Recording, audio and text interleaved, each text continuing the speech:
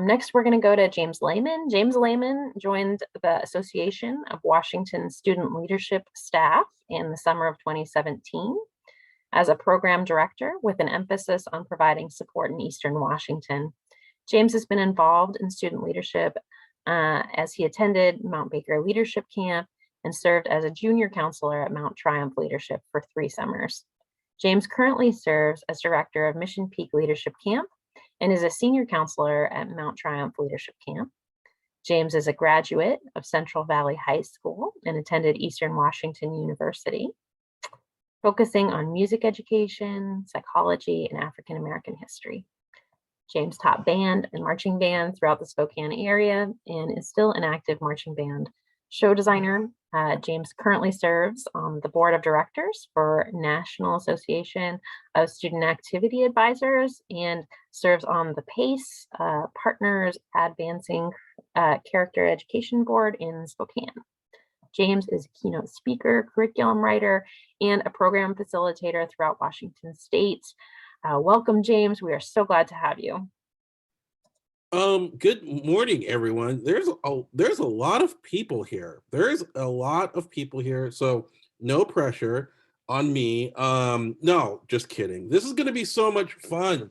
Good morning, everyone. Anytime that I present, I just like to throw this out from the beginning that this is just we're just having a conversation, and so hopefully you're all as relaxed and as comfortable as I am, and we're just going to learn and share and grow together today. Also, I'm a big proponent of people using the chat. So if you hear anything that speaks to you, connects with you, resonates with you, feel free to bump that up in the chat, give each other some TLC today, because we could all use some of that. And I'm just so honored to be here. So let's talk about youth voice.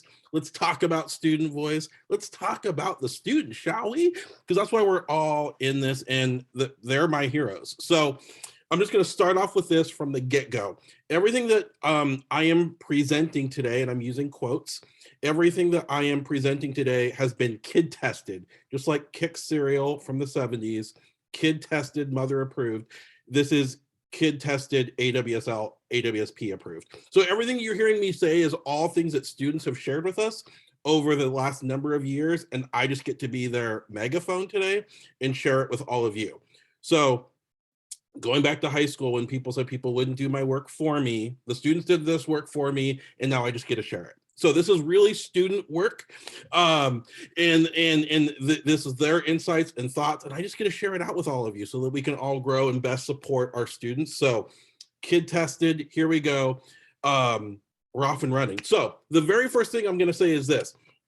Over the last number of years, AWSL, for those of you who don't know, the Association of Washington Student Leaders, we are your Washington State student leadership organization. And we focus a lot on student engagement, student empowerment, and student voice in school culture and climate, really magnifying all the brilliant work that student does.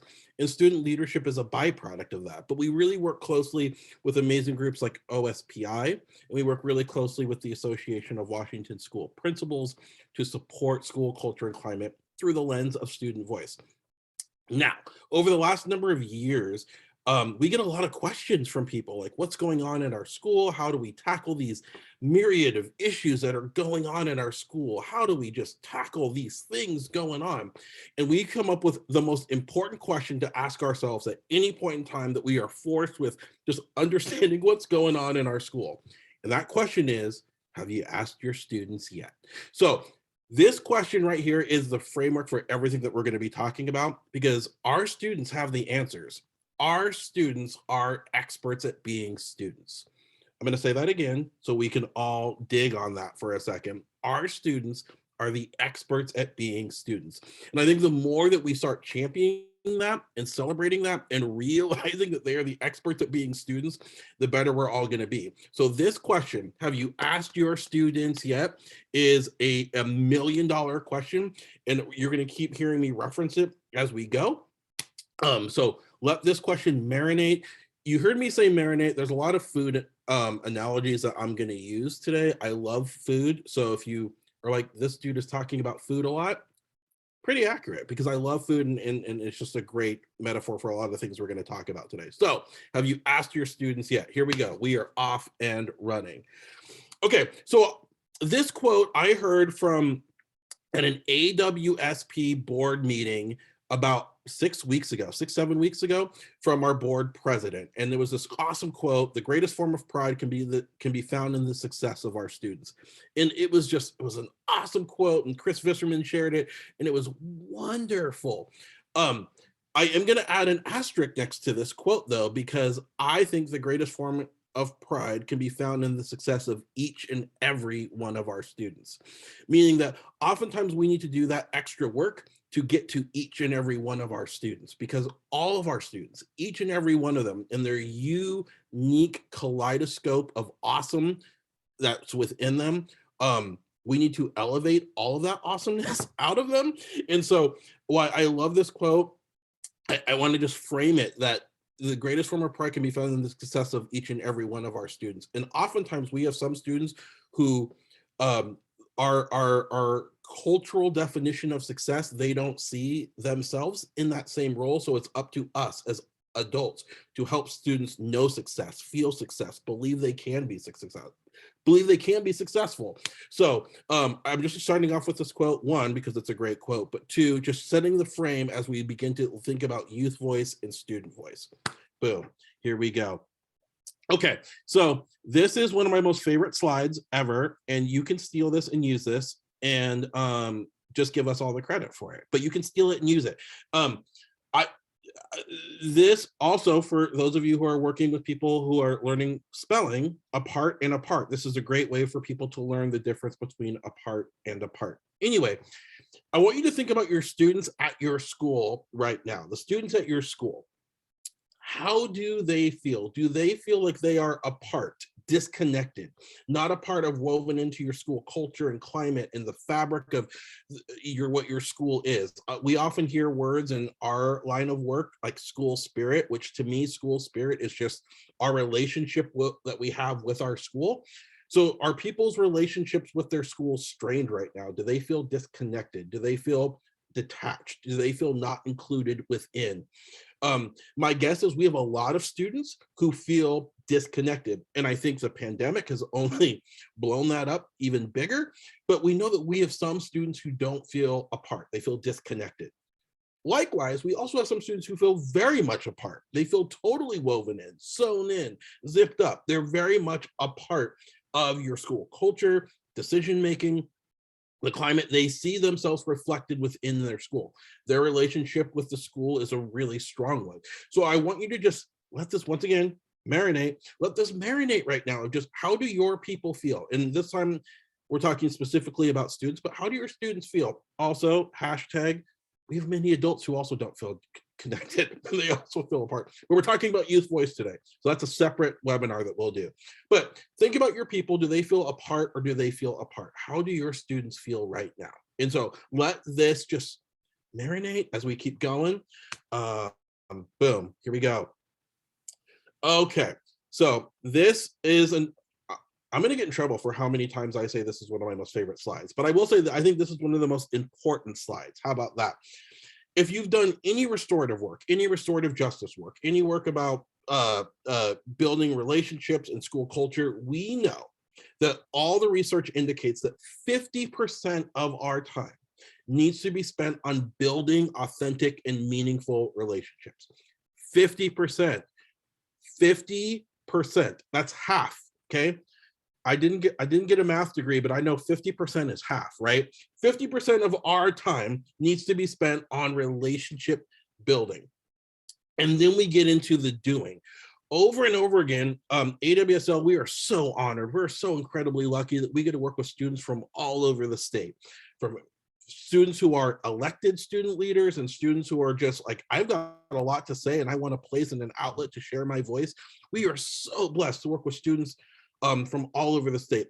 over and over and over and over again, students have reinforced with us that the number one indicator between them and having a strong adult connection at their school is the relationship between the adults and them and the adults. If those relationships aren't there, it means absolutely nothing. So folks, this is our work right here. It's this relationship building part. We need to build these authentic and meaningful relationships with our students because they're talking about it. Our students are very open and candid all the time about them who feel like they've got those type of relationships and those who don't. And so oftentimes we just jump straight into the doing of things and the doing of asking of people of things. And we don't take the time to build these authentic and meaningful relationships. We assume a lot in education that just because we know people or we see people every day that they know us and they know what we're about, but that's not true. We actually need to do the work to build these relationships. And then finally, the other thing that I think we all, just because of timing and in the way that our world is structured, we're not very strong at going back and checking in. I call them tune-ups and checkups, just like a car, right? We need oil changes for our cars. We need tune-ups and checkups with our cars and machines. We need the same thing with people, right? We need to check back in. And students want you to check back in with them. They want to know that you know that they still exist. It can't be a one and done, right? So 50% of our time needs to be spent on relationships. It's all about relationships, right? And then we can get into the doing, and then we can get into the tune-ups and checkups, right? But we know groups and change and societal change and everything moves at the speed of trust. Where does trust happen? With relationship building. We're not going to get anywhere if we don't take the time to build those relationships. And I'm saying this like I'm hunkering down on this because over and over again, students reinforce these points with us that we want these relationships with our adults in our school, but we've got to do the work to make it happen. So boom, here we go. Okay, so here is what I believe the number one question over, if I had to synthesize what we hear from students all the time, the number one question that I believe that students ask themselves throughout the day, throughout their entire school experiences, when is it going to be about me? And I often think that this question leads to everything. This is where we see ourselves show up at school. When we don't see ourselves show up at school, we see adults recognizing us, right? Listen, I was the band kid in high school. I was not an athlete, so like assemblies about sports did not do anything for me. I felt disconnected in those moments, right? But this question of when is it going to be about me, whether they can articulate this succinctly or not, I think this is the heart and soul of what all students are asking us as adults every single day. They want it to be about them. They want school to feel like a place of love and a place of belonging, but we need to actively do some work to make sure that this question is answered. With that, with the number one question, the number one need I believe all students are wanting and thriving and craving is to be known and to be seen and to be acknowledged. Students want to be loved for who they are and how they show up in their most authentic ways. And this is the work of student voice, for students to be known, to be seen, to be celebrated, to be loved. So that number one question, number one need, I'm setting the table, folks. You hear me talk about tables and food? Yeah, I'm setting the table for as we get into student voice and how we do this and how this all looks. So here we go. Okay, told you we're talking about food, pie. I'm a big acronym person because I think it's how we learn, and word association is how we learn, and it's just a great reminder. So here is what I believe the framework to student voice. And over again, when we reach out to students, this is what it all sort of, students don't tell me pie, I come up with pie, but this is the heart and soul of what they're sharing. Teresa, thank you for that. Teresa, you just put that in the chat. Teresa, you get a gold star today. Okay, I love it. All right, so prioritize. If we want student and youth voice to be active and vibrant in our schools, y'all, we need to prioritize it. And it can't be, one of my favorite students in our student voice group told me that if you want student voice, it can't be a Christmas ornament. It can't just be this decorative thing that we do once a year to just check off a box and say that we've done it. It can't be performative. If we want student and youth voice entangled in the work that we do, we need to prioritize it. It's got to be a priority. When, where, how, why, all of those things have got to be answered. We need to be clear and concise about it. We've got to prioritize it. It can't be a passive thing. It can't be a we'll get to it thing. It's got to be in the now, right now. And this is including elementary schools. One of my a rock star school, Elise Walker at Grandview, in Grandview, Washington, McClure Elementary, they did empathy interviews with every single student last year. They asked every single student about the heroes and villains. This is an elementary school, y'all. They asked every single student who the heroes and villains were in their educational experience. And one student said, ELL, the ELL class is my villain because I'm getting pulled out and I'm away from my peers and it's awkward and I'm not around people. They changed their entire school schedule around so that every single student has English at the exact same time, in English class at the exact same time. They prioritized student voice. They made it important. And they said, we're not just doing this to do it, we're doing this because it's important. And it was awesome, right? They prioritize. So if the first part of the student voice is you got to prioritize it and make it important. The second thing we got to do is we actually need to invite students. Students have openly told us if you just say, come to this, they're not going to do it. We need to actively go to students and say, we need your voice, we need your thoughts, we need your perspective, we want to know. We need to tangibly do the work to go and invite students. And it might take 3 to 4 to 5 times of saying, I want to hear from you, I want to hear from you, we need to hear from you in order for it to happen. It can't be a one and done. It can't just be on the morning announcements. It can't just be a flyer that we hang up in the commons. We actually need to tangibly go and invite students. They need to know that you think that what they have to say is important. Students, when given the green light to share, you put a quarter in them, they're going to share, but you need to do the work to go and invite. Same with families, and you also get extra credit points today. Way to go. And same thing with families. I think we often assume if we build it, they will come. That is not always true. Sometimes people need to know that it's a safe place for me to go before I'm going to give you my time. So we need to invite people and be really clear and explicit about what it is. And then we need to encourage it, right? We need to encourage to share. And I always say we need to encourage people to speak in first draft form. Sometimes the feedback we get and the things that students specifically share with us might not be a doctoral dissertation level analysis of your school culture. It might just be, yo, this assembly was whack. Okay, let's talk about that, right? But we need to encourage that, because if they know it's safe for them to share and they know it's safe for them to say what they're thinking and that you trust in them and they can trust in you, that goes a long way. So P.I.E, prioritize, invite, and encourage. This is the secret sauce to all things student voice.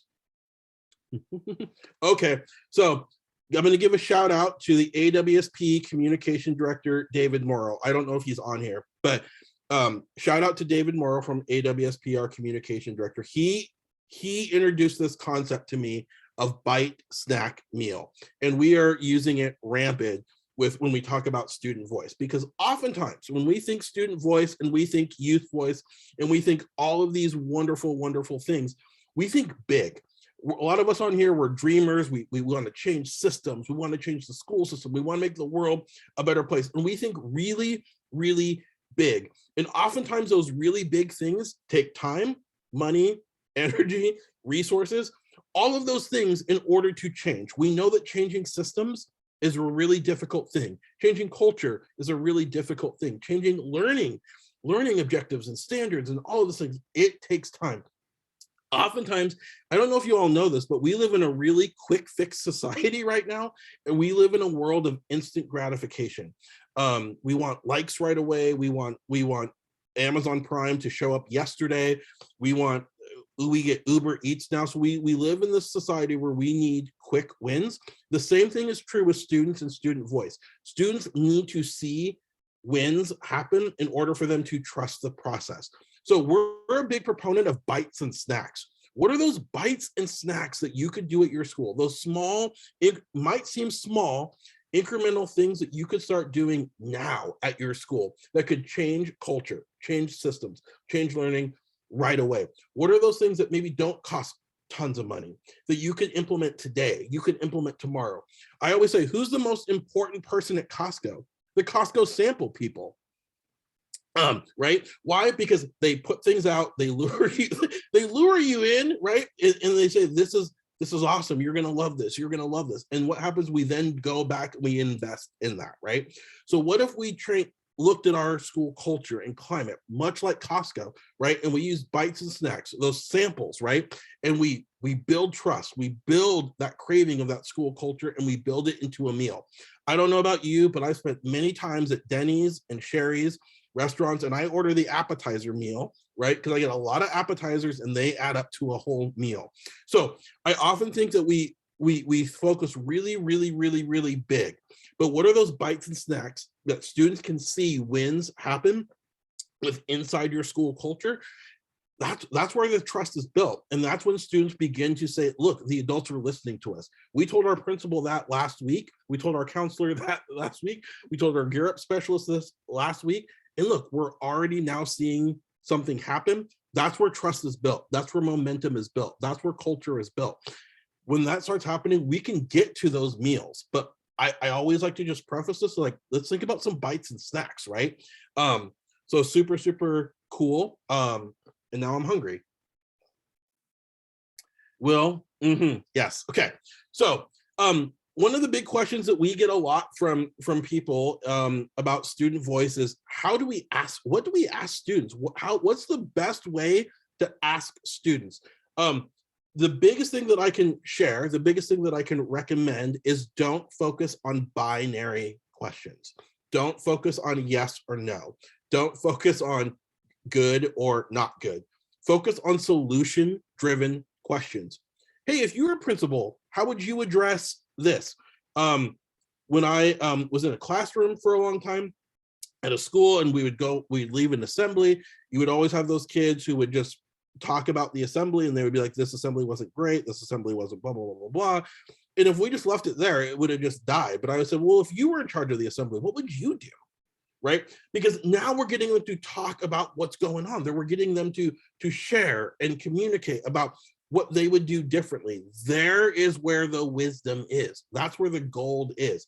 So I always say focus on solution-driven questions. And I also want to just throw out to everybody that all student voice is currency, right? It's all currency. It's just how you want to invest it. So some student might just say that assembly was whack. Okay, well, I just heard right there that might not be the best assembly we've ever done. Okay, now I can dig deeper, right? But we need to stop thinking that all student voice needs to be these $100 bills. All student voice is currency. So sometimes it's going to show up as 100 pennies. Sometimes it's going to show up as 15 nickels, but all student voice is currency. We just need to be really good about that. I was at a school on the west side of the state recently, and we asked a group of kids, like, what about your school is the best thing for you? I think that's how we phrased it. It was kind of on a whim. And one student said, for me, the best thing about my school is that the bus shows up on time every single day. And the other adult in the room kind of tried to admonish that pretty quickly. I'm like, no, let's explore that. That's his relationship to the school. That was his relationship. And for him, that was the most important thing. We need to look at all student voice as currency. I'm like, your transportation department needs to know that this student's relation to the school is via that bus, and the bus showing up on time, that's consistency. That's awesome. So focus on solution-driven questions, really celebrate anything that you get from students because it's all currency. How do you want to invest that currency? Awesome, boom.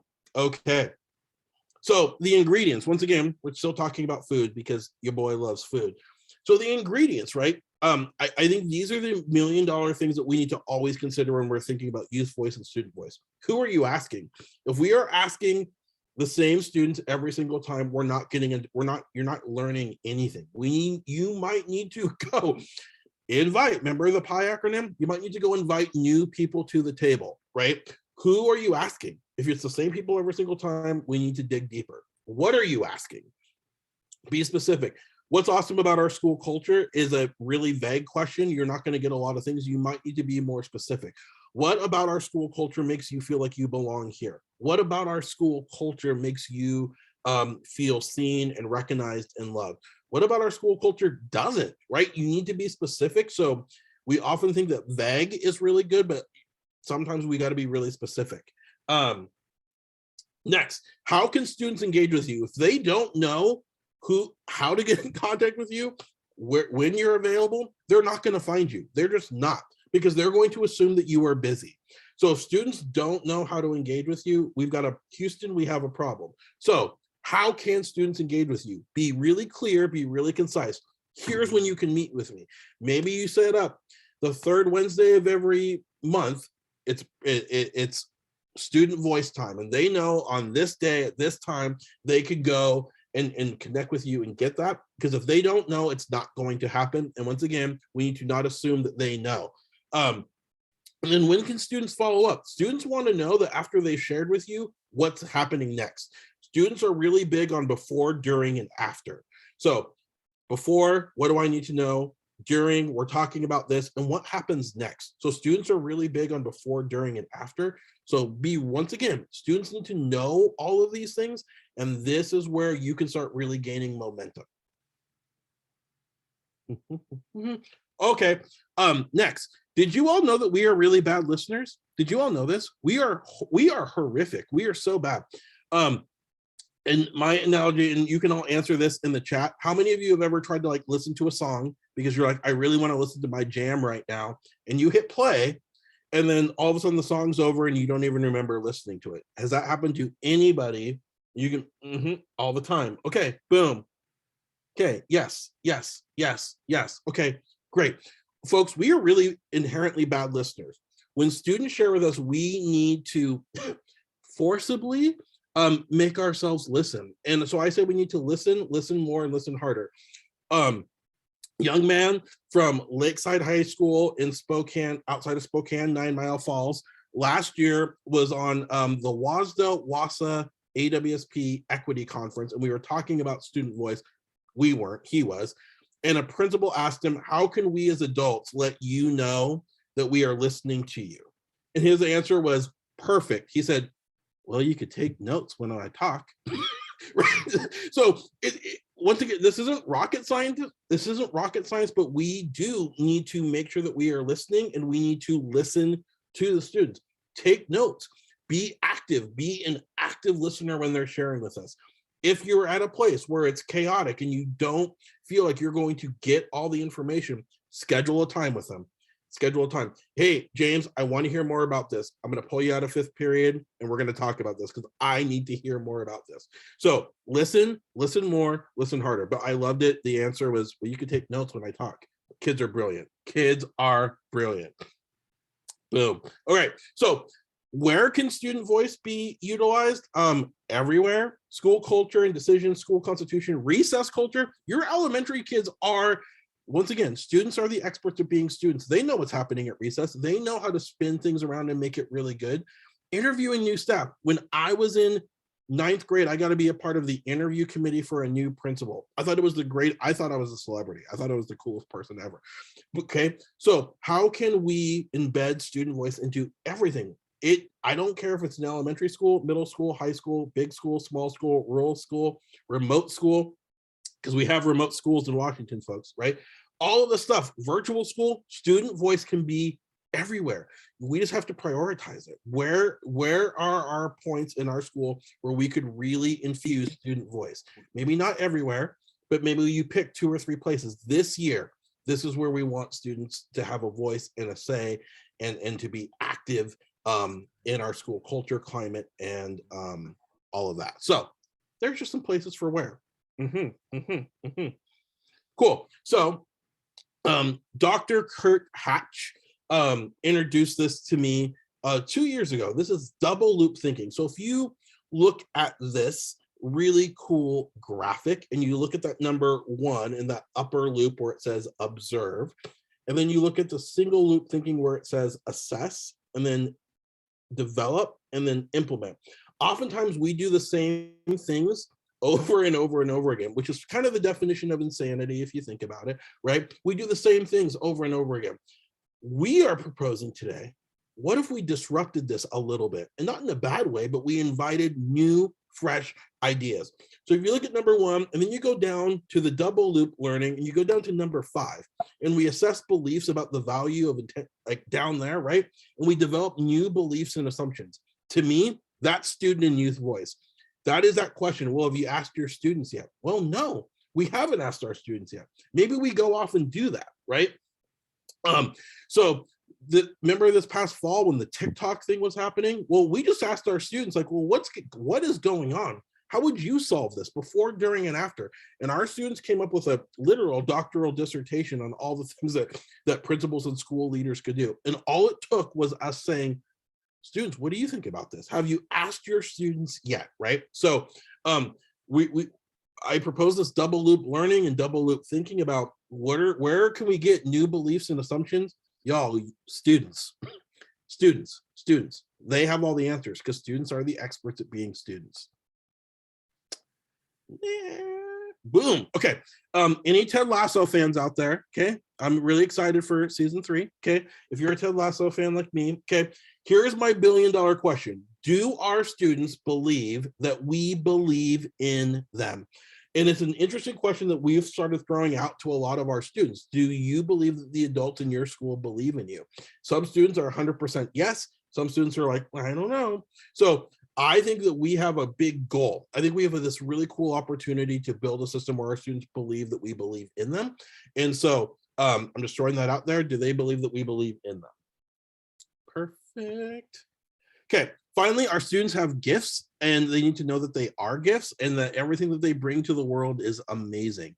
I like to also throw this out. I think, it's pretty cool that you're all listening to me, and, they gave me this really cool introduction, and apparently I've done some things in my life to be able to be here and to share with you, which is totally cool. So I've been with the AWSL for 5 years, which is really cool. So I've got 5 years of lived experience in this world. Who else has 5 years of professional experience in their world? 4th graders.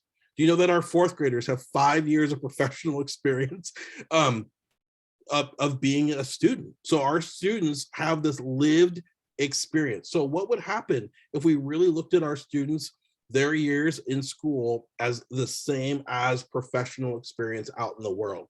Our seniors are in their 13th year of being professional students. Why would we not listen to them, right? My niece is in 4th grade, so she's got the same amount of professional experience as being a student as I do in my job right now. Why would I not go listen to her, right? So I'm throwing this out for all of us to look at our students a little bit differently, because what if we stopped looking at them as students and we really started looking at our students as culture and climate specialists? Because they are. Because I'm going to say it for like the 6th time of this. Students are the experts at being students. So let's equate their lived student experience as professional experience and tap into that and use that. What an amazing resource to tap into. So wrapping this whole thing up, if there's nothing else you learned from me today, other than maybe now you're hungry and maybe you want to go hang out with the sample people at Costco, maybe the next thing is this. The next time that you're stumped, and the next time you're thinking about your school culture and climate, and the next time that you're thinking about how are we going to solve this, have this question ring, like hopefully a bell sounds in your head, and this question pops up. Have you asked your students yet? They have the answers. They have the answers. Our students are the experts at being students. So y'all are just so much fun. Thank you so much for just letting me come hang out with you this morning. You all are a blast. Thank you, James. I am just so moved by your presentations and energy, and some great ideas in there about engaging student voice. We're looking at the Q&A, and I'm not seeing questions in there, but if y'all have questions for James, let's get them in the Q&A and we can talk to James about those. And for our audience out there, Yeah, if you want to give James a round of applause, love that. Love the encouragement out there as well. We'd also love to hear from you. What's one way that you have taken information directly from youth and implemented it into your work? And you can tell us in the chat about that. And oh, we do have a question from Diana. Would love to hear more about creative, informal, and formal examples of capturing, collecting youth voice, especially at the K-5 level. I've seen surveys or focus groups or one-on-ones. James, do you have any recommendations? Yeah, make it a party. Make it something fun and exciting. Call it your principal council. Call it your, I don't know, something. Make it something special and something really cool. And have students go. Students want to share with adults. They want to tell you. So if you hype it up and make it cool, even at the K-5 level, right? We've done a lot of work about recess and play and all that, and we've talked about creating a recess council, a group of kids who discuss what and how recess is going to operate. But the big thing with K-5 is we want student voice to seem like, in sharing with adults, like the most normal, natural, cool thing ever. So if you make it cool and fun and exciting, people are going to want to do it. So come up with a cool name, have students come up with a name, right? And have it, once again, specify a time and just be like, what's going on, right? Shameless plug, we're developing a bunch of cool questions that you can ask students to dig into your school culture. So check out awsleaders.org very soon for information on all of that. But really, it's just make it fun, make it really cool, make it exciting, and kids are going to want to share with you because people love talking about themselves and what's going on. So make it fun, specifically at the K-5 level, and they'll share. Thank you, James. And I'm seeing some cool stuff in the chat, some exit surveys and interviews and focus groups kind of things. And I hope that y'all take advantage of all of the great suggestions in there as opportunities. There's so much to do. And, you know, as a teacher, I always love student voice activities too, because it does bring you so much closer to the kids in the room. And it gives you opportunities to integrate that stuff into what you're teaching and, you know, get a laugh out of your class too every now and then. So next we're going to go to our panel and I want to introduce them to you. We have with us today Mandy Manning. She was our 2018 Teacher of the Year. She's currently working as a digital content specialist for the Washington Education Association. We also have with us Esmeralda Lopez. She's a migrant graduation specialist and school counselor. She's also the ALICE Achieving Leadership with All Students Advisor at Kennewick High School. And we have also Ana Claro, her partner in this work. She is a migrant graduation specialist, also a student advisor for the ALICE Club at P.I.E High School in Kennewick. So welcome, panel. We are so glad that you are here. We are going to first do some introductions. So can each of you briefly introduce yourself and tell us just a little bit about your background? And why don't we start actually with Esmeralda? Good morning, everyone. My name is Esmeralda Lopez. I am the migrant graduation specialist at Kennewick High School. And a little bit about my background. I have a master's in social work, and I myself come from a migrant background. So my parents are migrant workers, and I've lived in Washington all my life, Eastern Washington in the Tri-City area. So I graduated from Eastern Washington University, and after that, I wanted to come back to my community and work with my intended population, which was migrant students. Oh, thanks, Esmeralda. Now let's go to Ana. Good morning, everyone. My name is Ana Claro, and I am the migrant graduation specialist here for P.I.E High School in Kennewick School District. And I've been doing this role for the past 5 years. And So it's been great. I think more than a career is truly a vocation that I'm getting to do here at Jamaican with the migrant population. Thanks, Emma. Let's go to Mandy. Hi, I'm Mandy Manning, and I currently am the digital content specialist for the Washington Education Association. But I had a 21-year career in the classroom, and I taught a variety of things. But the last 11 years that I was in the classroom, I taught new immigrant and refugee students, first at Lewis and Clark High School in Spokane, and then at Ferris High School in Spokane at the Newcomer Center. So I'm excited to be here and talk about youth voice. Thanks, panel. Mandy, let's start off with you a little bit. You were National Teacher of the Year. And so what were some of the essential practices that you've used or that you know about to use in the classroom to encourage student voice?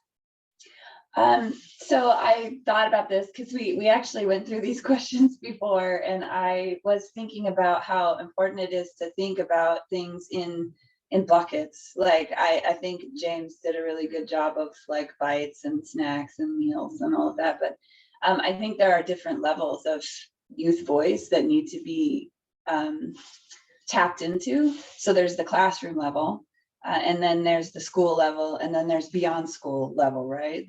Beyond the actual school, because the idea is that youth voice is going to help us to change our practice and to adapt to the needs of the students. And that's in every area, right? So I was thinking about at the classroom level, these are things like having students provide feedback, like how did things go? What did you learn? Or if you notice a student is struggling, what can we do for you? Like how can we ensure that you know what's not working? Because I think about open-ended questions like, what can we do for you? Like kids are going to be like, well, what do you mean? But if you say, well, what hasn't been working? Okay, so if we think about these things that haven't been working, what kinds of things might help you? And then, you know, maybe providing examples or things like that. And then classroom meetings.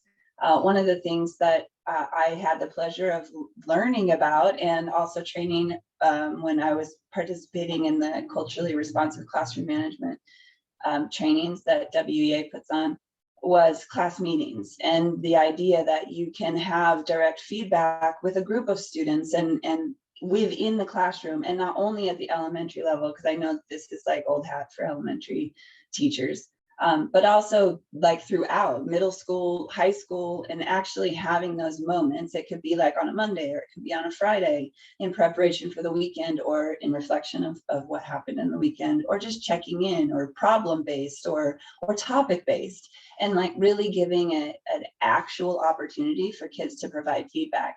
I think one of the things that prevents us from tapping into youth voice is fear. I think adults walk through life kind of operating in this fear mode. Like if I actually ask students what's going on, they might actually tell me, and then I will have feelings about that. And so that the piece that's so essential at any level is ensuring that there's action behind asking students. If we're going to ask students, then we need to actually implement those. So if you go then to the school level, there are so many opportunities. Like tardiness is a pet peeve of many teachers. And we often don't actually ask students why they're tardy. And so we did this at Ferris. Like we actually had focus groups of students who were chronically tardy and asked them, you know, like what's going on. And some of the answers are difficult. Like nothing happens at the beginning of class, so why would I be there? That's a really, really important feedback for educators. It's hard to hear, it's uncomfortable, it challenges, you know, like our expertise in the classroom, but that's the whole idea.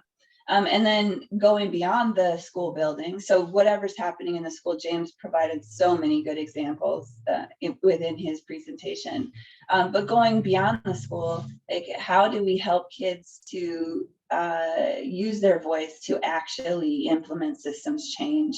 And some of those things are inviting policymakers or leaders into the classroom to actually listen to students, not to give, you know, advice on what they do or or, you know, be a sage, but to actually hear, this is our experience and this is what needs to change. Or taking groups of students. I've done this, where you take a group of students to legislators and let them actually hear what's going on. And then I have colleagues who do incredible things like create clubs at school. Like there's a girl talk club that Sarahi Monterey in Wisconsin does, and it's a safe space for people who identify as girls to actually talk about what's going on for girls, and it's only for girls. Or GSA opportunities for LGBTQ plus youth. So, and then helping students tell their stories and going way beyond the classroom. I have teacher friends like Leah Jelke in North Dakota who has kids write books and do book talks. There's so many things, but the key piece is the action. Like, why are we listening to kids if we're not actually going to respond to what they're telling us? Absolutely. Yeah. And I think, you know, that fear for like the classroom meeting and getting feedback, I think about Sean Wright has just come out with a book on the 4 pivots. And one of his, he talked a little bit about like when you have that moment in your life where someone says something that just makes you so mad, that's your growth opportunity. And it's calling to you and challenging you to make a change. And yeah, I love that sentiment. And just on the wavelength of clubs too, and thinking about there's so many opportunities to connect through them. I know a lot of schools have put them as like after school, but when they're incorporated into the schedule, like that's such an asset to your day to be able to have those relationships be a piece of it. And a great example, thinking about Esmeralda and Anna, your club is so cool. And I really want to give you a chance just to talk a little bit about what it is and how it got established. So Esmeralda, do you want to kind of tell us a little more? Yes, so here at the Kennewick School District, we are the largest, we have the largest migrant population in the state of Washington. And Washington State actually has the second largest migrant population in the whole nation. So we serve over 2,600 migrant students here at the Kennewick School District, ages 3 to 21. And so me and Anna, we actually work at the high school level. So I work with juniors and seniors this year. And my other colleague, she works with freshmen and sophomores. So I have a total of 300 kids at my school, just in my caseload. And so migrant students, usually, you know, they move a lot. We have a lot of students coming from other countries. So when they come to our school, they feel a little left out. So we have what we call, through our program, we have ALAS, which is Achieving Leadership with All Students. And this student, we welcome all students, but mostly it's targeted for our migrant students, right? Because a lot of them feel left out. And so we do, I have my meetings during lunch. Definitely Anna can talk about her experience once I'm done, just on how her experience is at Kennewick High School. But for us, we have them during lunch, and we do different events for them. We just did Dia de los Muertos, which is Day of the Dead. We just celebrate different activities, culture activities. We're definitely participating in Ramadan, just being mindful to our teachers about how that looks with our Arabic students and our Muslim students. And so we just do a little bit of everything with our students. We took them roller skating for the first time, so they were very excited. And our purpose is for the students to feel that trust, right? We're kind of like those bite sizes that James was talking about, alluring our students to come to school and like, hey, let's finish up your high school diploma. And if college isn't an option for you, we'll find different alternatives for you. Different, you know, not everybody has to go to higher education. We can find something that you love and can do that. So we take them on school, we take them to college events, we take them everywhere. We take them to technical schools. And so we kind of allure them to, hey, come to school. It's a blast. And so we make sure that our students trust us so that after, you know, they're with our ALAS club, they can join other extracurricular activities, and they're not as shy with other students from the general population. Yeah, I know throughout the prep for this, it was great to see students coming in and out of your classrooms and just to see that they were so comfortable just being in the space and knowing that like that kind of relationship with a teacher isn't a given. So it's huge, I think. Yes. And I have an open door policy for my office. I always tell the kids, you're more than welcome to come. If my door is closed, it's because I'm with another student, you know, I'm probably, you know, on something very important. We try really hard to advocate for these students with teachers because, you know, like Mandy was saying, sometimes teachers do have more students that they have to focus on. So they don't really focus on that one student. Why is he so quiet? Why is he not participating? Well, maybe language is a barrier. So we advocate for those students. We're like, hey, this is what's going on at home. This is how we can support him in the classroom.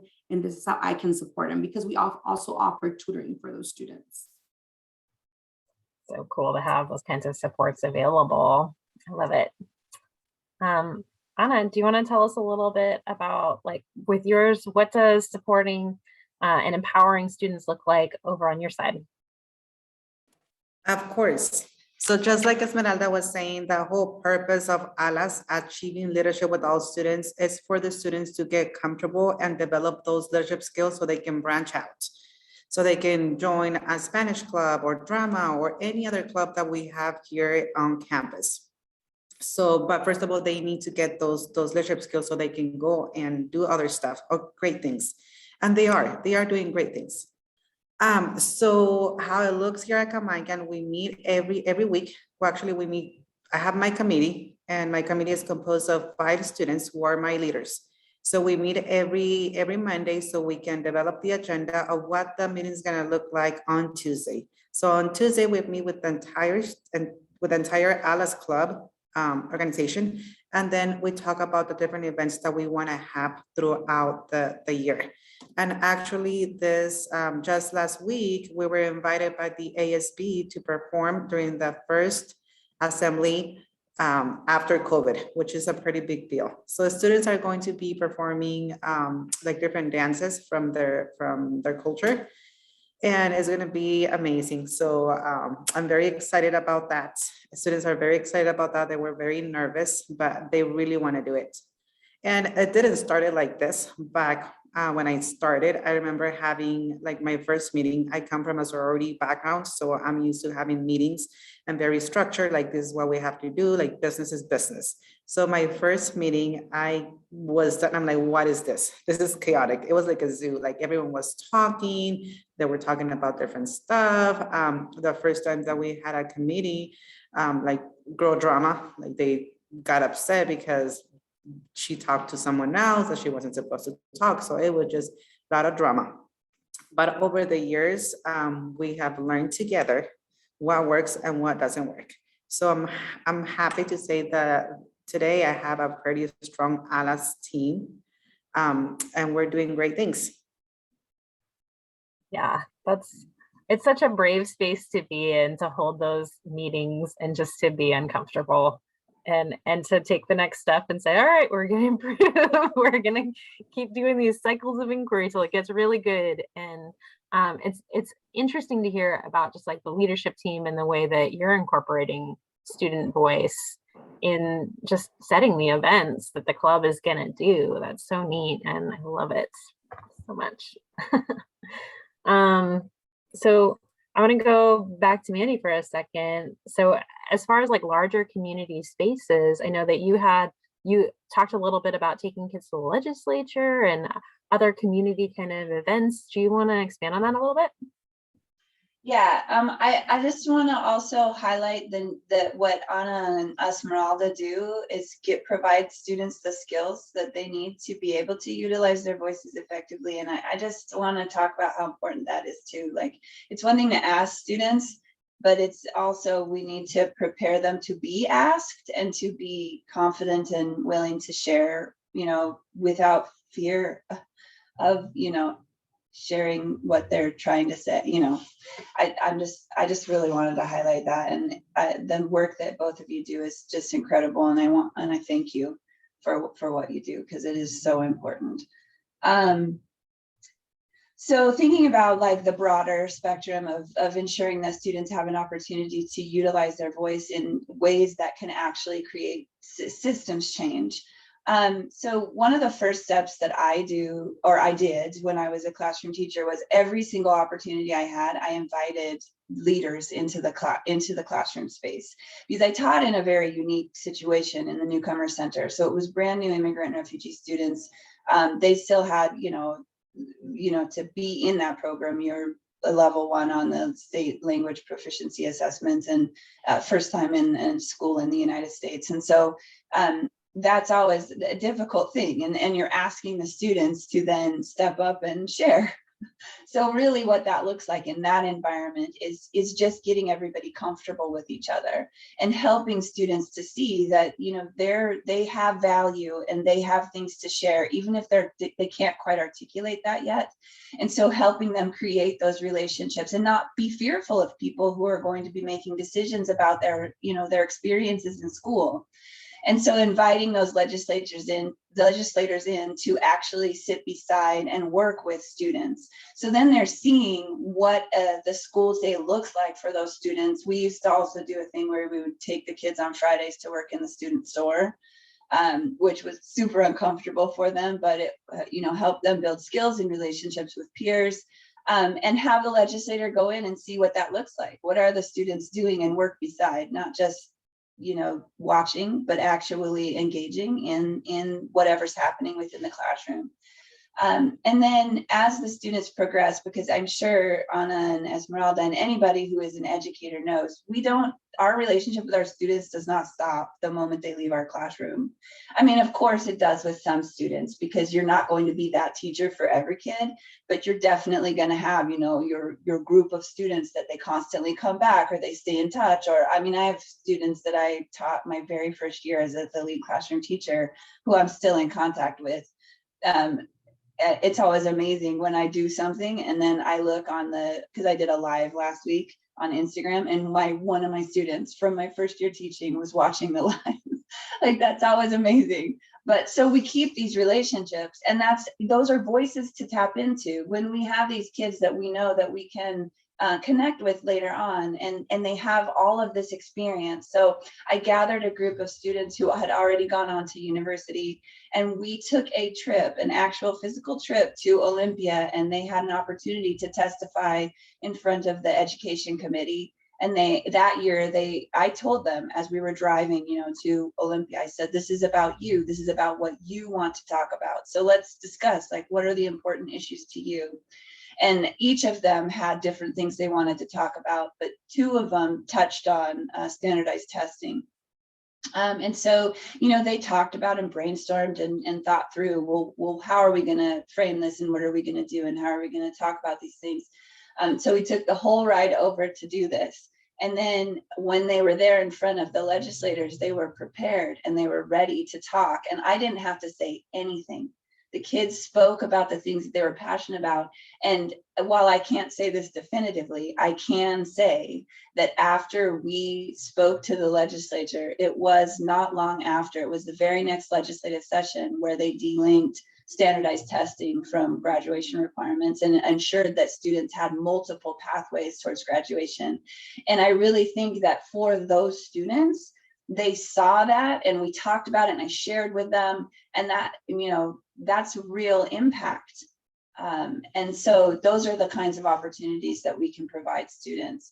But that goes in, school board, having kids go to the school board and talk about the things that are really impacting their specific community, or providing opportunities where they have like a meeting with the principal. And I think James talked about, having like pizza with the principal or whatever, I don't remember what, but creating those opportunities where students can go in. And I want to stress this specifically. It's not certain students, because we are constantly hear from kids who already, have the skills and the confidence to reach out, because we don't intentionally create these opportunities in ways that invite students who are more reluctant to share their opinions.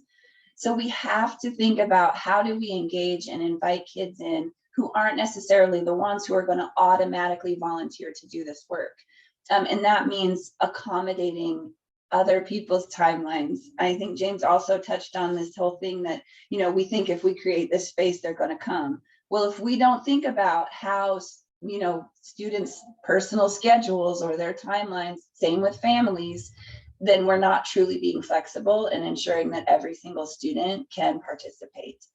So I think these are all things to consider.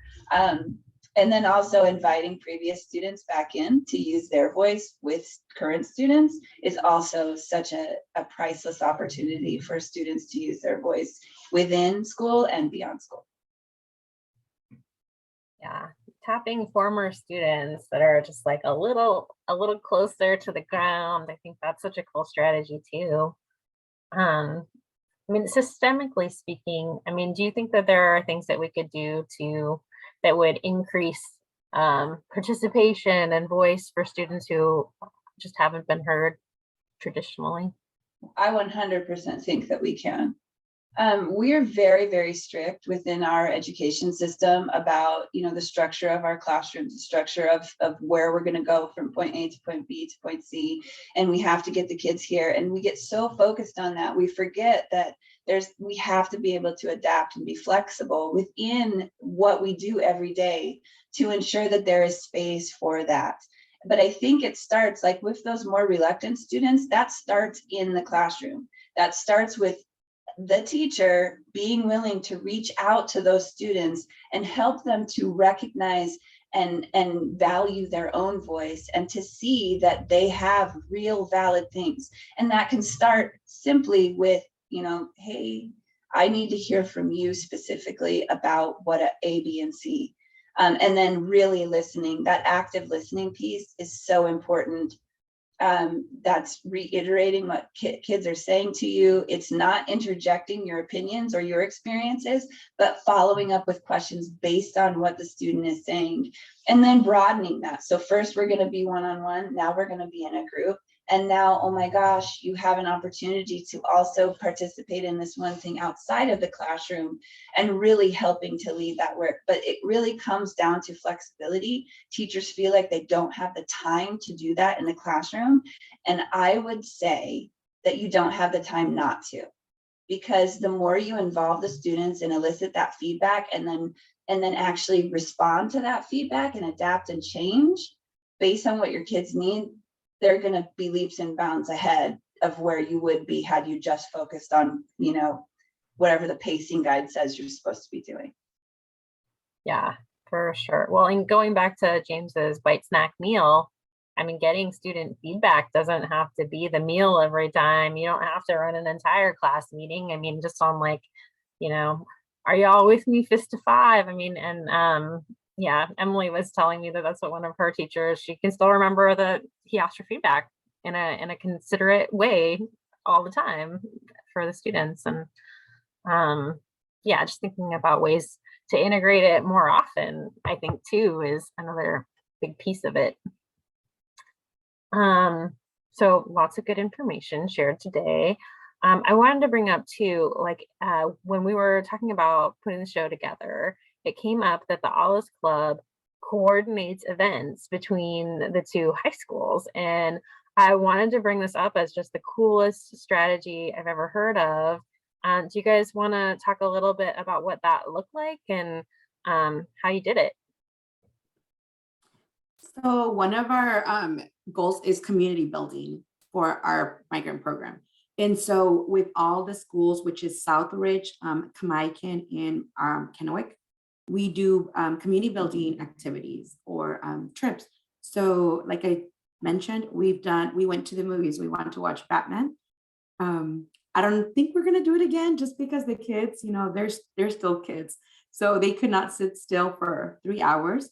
but they had so much fun. They did. So we were able to rent a room together. In all three of schools, we took about 20 students each. And we just went and watched Batman. And so the kids were able to, after the movie, interact with one another, talk, kind of have feedback on how the movie was. And so that was one activity. We also went roller skating. A lot of the trips that we go to, we just went to Perry Technical School. We went with with the other two high schools. So that's just one thing we do as for community building.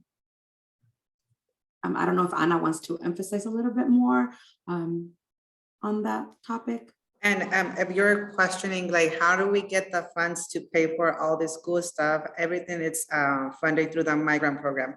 So ALAS is not an official club for the school. It's a group. So we call it club because it's like a club, but it's not funded through ASB. We get funded through the Migrant program. And like Esmeralda was saying, so we have this community building activities, events with the three high schools, and even sometimes we have it with the middle schools, because we also have our Migrant program. Now we have a Migrant graduate specialist in the elementary, and then we have 3 in the middle schools, and then we have 3 in the high schools. Actually, 3.5, because we have 1 part-time. So it's interesting. So it's just building the community within the Migrant program, because we share families. And sometimes I have like students who come from Kennewick High or from Jamaica that go to Southridge and vice versa. So having those students connect to other students who attend other schools kind of brings that networking, which is nice. And I actually hear students, hey, I found out that you are having a trip to this place. And I haven't talked to my students yet. So they find out because they are talking to other students who go to a different school, and they already probably have their meeting before I have my meeting. So pretty unique.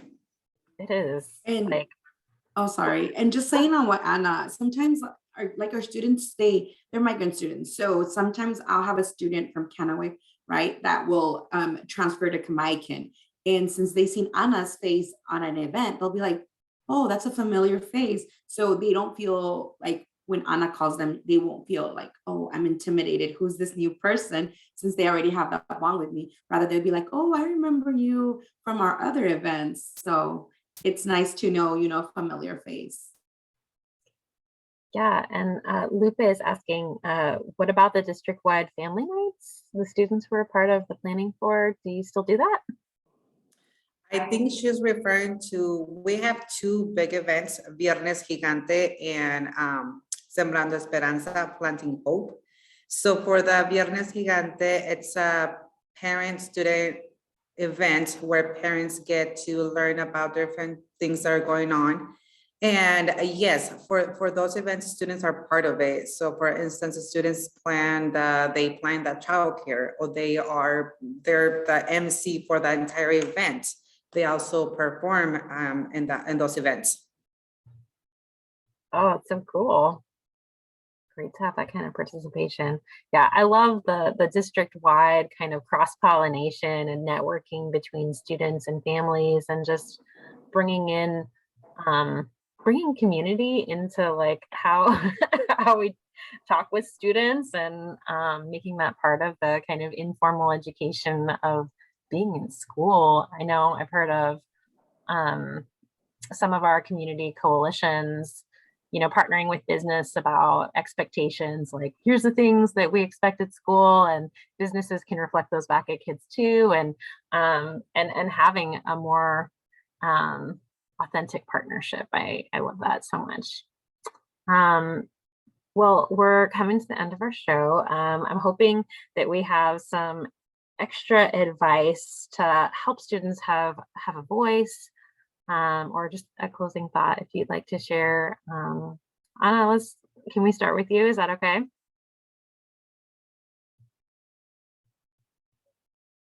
Ooh, maybe not. Maybe Esmeralda? Advice for our audience? Advice for your audience. just kind of like when James was saying, listen to your students, because I know that even myself sometimes, just yesterday, I had 7 students in my little office, and they're all trying to tell me something, Miss, help me with this, help me with that. I'm just like, oh, give me a second. And sometimes we don't really like sit down and be like, okay, tell me what's going on, right? So I did tell the students, hey, can you guys wait outside for me? So we really have to listen. We also have to make a space where the kids feel like they can basically talk without fear, like Mandy was saying, and somewhere where they feel like it's a safe space for them and they trust us. So I think for me, Anna has had more years in this position than I, but coming in, I was a little intimidated because I'm like, I'm not that old. So a lot of the students didn't really see me as the authority, and I didn't want them to, but sometimes they'd be like, Miss, like, or they'll call me by my first name. And I was like, you can call me Miss. You don't have to call me my whole last name. So I know that building that relationship with them was a little tough at the beginning, but throughout the time, it's becoming better. And I really, like Anna said, I love this job. It's not a job. It's just, I love seeing the kids come in my office and just tell me about their day, or if they really have struggling with something, can you help me? So honestly, make sure that you're that space for them. Make sure that you're that person that they trust and that they can come, even if it's sometimes, the same student, you'll make a difference in that student's life. So make sure that you welcome them with open arms. I'm sorry, I didn't hear my name. I wasn't listening. See, James was right. I wasn't listening. But for me, advice, just like Esmeralda was saying, just having the building that connection with the students, because before I learned throughout the years that I've been here, before I get to do the student to do something for me, because they think that when passing their classes, they're doing something for someone else, not for them, but actually it's for them. So before asking the students to do something, building that relationship, knowing that they have a trusted adult, someone that is going to get them in trouble if they get in trouble, but also is going to have their back. So for me in my office, I'm really lucky that I have the space that I have a pretty big office. So I have flags from all the countries. I have flags. So when I have new students, they come in and they're like, we can connect about something, because they can show me like, I'm from that country. And this is what I used to do over there. I also have a map. So the students are able to show me like, this is where I'm from. And I can see it, and they can see how far it's from the United States to the country that they're coming from. Another thing that I have in my office, I have some couches, so it makes it feel like home. I have a microwave, I have a little fridge, I have a toaster, and I have snacks. So even students who don't usually come to my office, they know that if they're hungry, then we're gonna have a snack for them. And they know that they can be here whenever they're not feeling okay, then they can have a safe place where they're not gonna be questioned or judged, that they can just be themselves.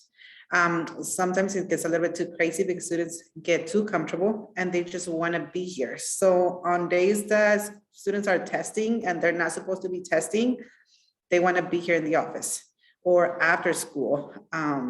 They want to be here after school, because if they go back home, they don't have, parents are working. They work long hours, so they just rather be here at school. They can eat a cup of noodles, they can eat some chips, and they can have a conversation either with the other students or with me. So sometimes I have to kick them out. I'm like, hey, it's time to go. I have to go home to my kids. So just building that safe space for the students. Yeah, going back to snacks, I mean, I think we all remember that teacher who had snacks. Hopefully fondly. I know I do. Mandy, what about you? Well, I was gonna say, because sometimes it feels a little bit overwhelming to think about doing this, and especially for educators who aren't used to doing this, or newer educators, or even educators who have been teaching for a long time and are a little reluctant to make changes that feel uncomfortable, is to just start small. Like, start with something that is manageable to you, but you know that you're going to actually listen and then respond in a way that is productive. Like starting with something like, you know, exit tickets or a one-to-one conversation, or like maybe changing one of your assessments in the classroom to a one-to-one assessment, so that you have an actual opportunity to sit down with the student and see what they learn, and then ask them about, you know, why, you know, okay, I noticed you didn't do this, or starting some like embedded within the lesson, if that's more comfortable, but starting with small pieces that you can get comfortable with, so that then you can help students and then expand and expand and expand and expand, or like leave your classroom and participate in a club, or do something where you're going to engage with students outside of that context. And then and outside of the context that you're most comfortable in, because your discomfort is also essential to this whole thing. Practice active listening every single day, like have an opportunity to actively listen where you're not. We are trained as people living within the culture of the United States to relate by responding with our own story, which then we just take over, and then we're not actually listening or learning. And then the last thing is tap into the kids who are going to tell you things you don't want to hear. We all know the kids that are the easiest ones to go to, who are going to be saying things that are so lovely about you.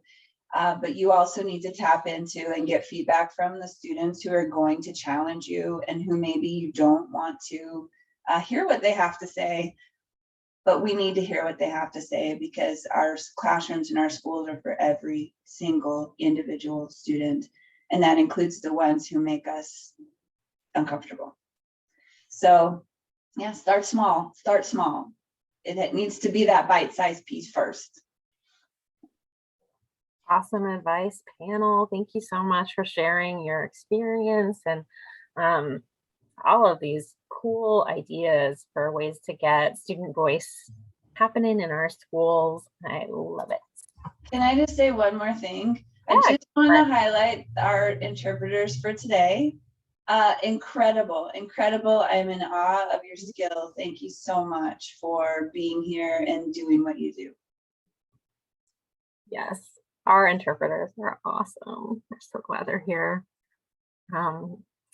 Yeah, and we're hoping that our audience can take these ideas to leadership teams, to your PLC, maybe even talk to those students.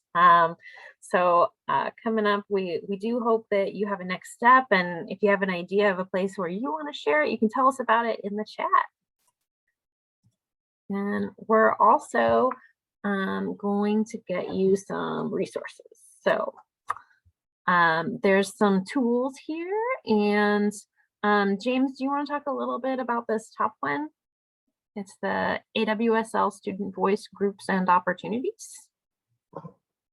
Oh yeah, so AWSL has we have two student voice groups. We have a student voice and advisory council and a student equity cohort, and they have put together an abundance of resources for schools, all student produced, for students, by students. So they've put together a bunch of stuff about school culture, a journey to authentic student voice, and school equity guide. So it's all stuff our students have put together, and so there's more opportunities there to see the work that they've done, and more opportunities if you know students who should be a part of our student voice groups, have them sign up. Rock on. Thanks, James. We also have linked for you a roadmap to authentically engage youth in the U.S. Department of Education. So if you're interested in getting your students interested in politics, check that out. And Emily, did you want to talk about this video? Yeah, so we worked with students throughout the state and asked them various questions and created a video on it, and Anna helped us with that as well. And so you can watch that video. It's got, like I said, just students throughout the state asking various questions and getting their thoughts and feelings on it. Awesome. Yeah, and the links on this slide are they're linked in our resource sheet, and you're going to find that in the chat. It'll also be posted on our webinar page. Another website you might check out, we do have new data from Healthy Youth Survey, the COVID survey, and we also have the site for the Alice Club. So if you're interested in checking that out, there's also ways to connect with our staff at OSPI. And next month, we're going to be talking about transitions, college and career readiness. stuff with former Seahawk Marcus Trufant, who has the Trufant Foundation with his brothers, and we would love for you to come and learn about that as well. And if this sounds interesting to you, or you think a friend might be interested, please do share our link so that they can join. And we do have an evaluation, so I'm gonna launch that for us now.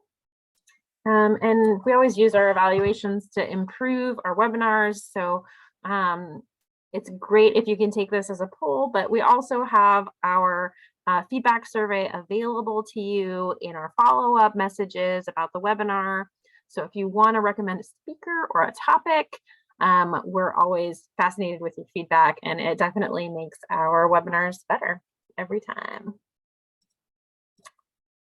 We'd love to see you get clock hours for joining us today. If you want them, please do register in PD Enroller. PD Enroller is going to send you an evaluation also, and we usually confirm your attendance at this live event within a week or so. But if you're watching the recording later, you still can register using PD Enroller, and then you'll complete that evaluation and then just fill out our feedback survey. It's available on our webpage or in our liner notes, and we'll be checking requests every couple of weeks to issue those clock hours for the recordings.